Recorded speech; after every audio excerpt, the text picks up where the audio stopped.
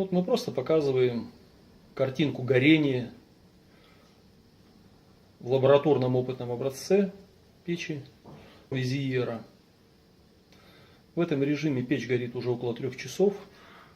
Видите, здесь так называемый вот эффект авроры, что ли его назвать. Я слышал такое название, когда снизу лежит просто то, что осталось от закладки дров, ну, по сути угольки.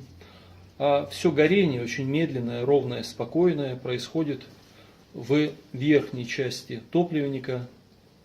Ну, вот одна из целей у этой печи с цилиндрическим гнутым стеклом. Видно, как она бликует, видите, это не ровное стекло, не плоское, а цилиндрическое. Добиться вот такой красивой картинки горения. Спокойной, чистой, красивой. Вот давайте сейчас попробуем плеснуть водой, я скажу когда.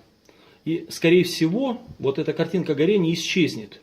Почему? Стекло охладится, соответственно температура в топке понизится.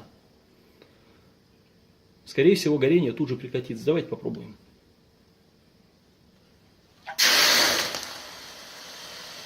Вот видите, мы охладили стекло, температура в топке резко понизилась и горение прекратилось. Что будет происходить сейчас? Скорее всего, температура в топке постепенно восстановится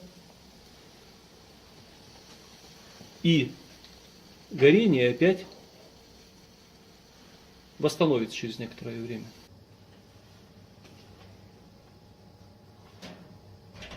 О, произошло. Накопился газ.